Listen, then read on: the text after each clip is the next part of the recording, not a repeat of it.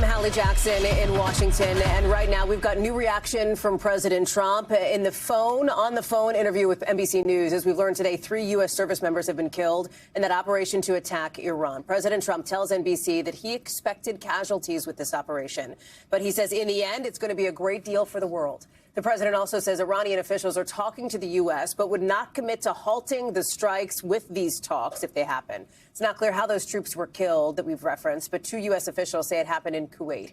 And this morning, some new images from the region. Look at this. Some new videos coming into us over the last few hours. With this war already escalating, Iran has extended its strikes to hit the UAE, to hit Bahrain, along with Israel. And take a listen to this.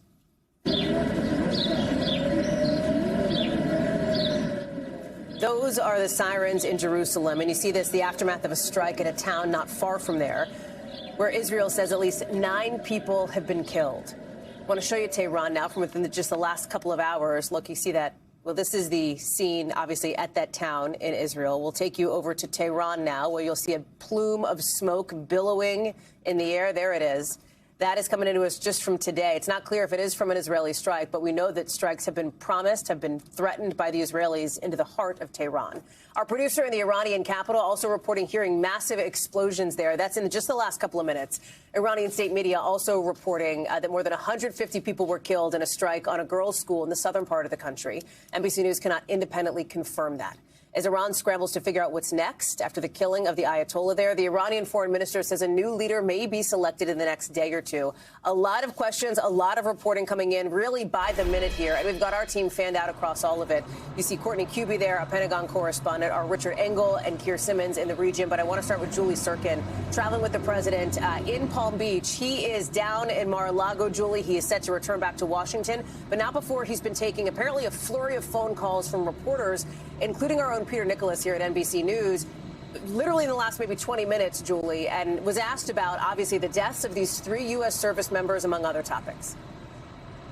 A fantastic interview by Peter Nicholas, getting really critical answers to key questions. Hallie saying the president is that they are ahead of schedule, he says, because he says they have killed senior leaders in Iran in this operation.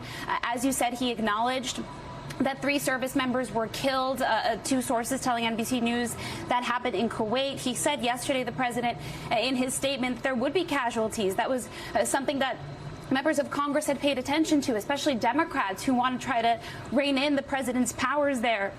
On war powers as soon as this week. Also, the president telling Peter Nicholas that there are many outcomes that are good. He said number 1 is decapitating the entire leadership of Iran, the regime. He says there are many, many outcomes.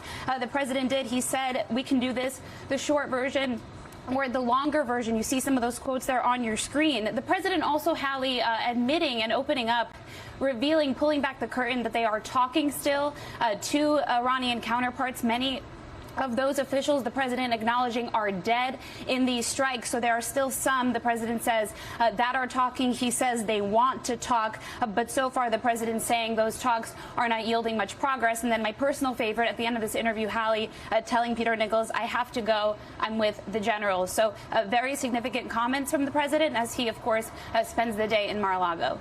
And a lot of questions, too, Julie, about what if these talks are happening, and perhaps if they happen down the road, whatever that the president's addressing, who those conversations are happening with, what would be any kind of outcome of those conversations, especially given what we've heard from our producer there in Iran, massive explosions today. I mean, within the last couple of minutes. This is a very active military operation on the part of Iran here.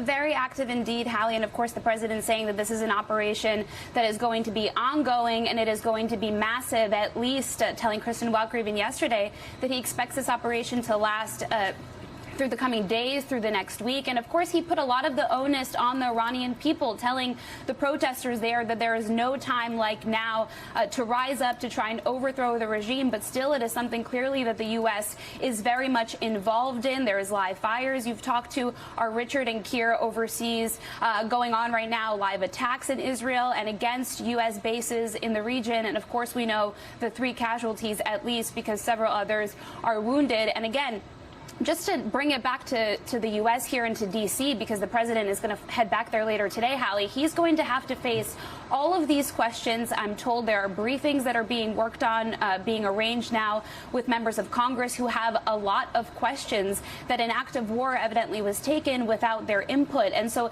that is going to be something that the president is going to face. Again, Republicans control the Capitol, so we'll see how much success that piece of likely messaging legislation would have. But he would also have to face, of course, his base and Republicans who want to hear how this operation was America first, how the president defends and explains it. And we are still waiting to find out whether the president, Hallie, plans to address the nation after the killing of the supreme leader and, of course, after these 3 troops were killed. We thank you for watching. And remember, stay updated on breaking news and top stories on the NBC News app or watch live on our YouTube channel.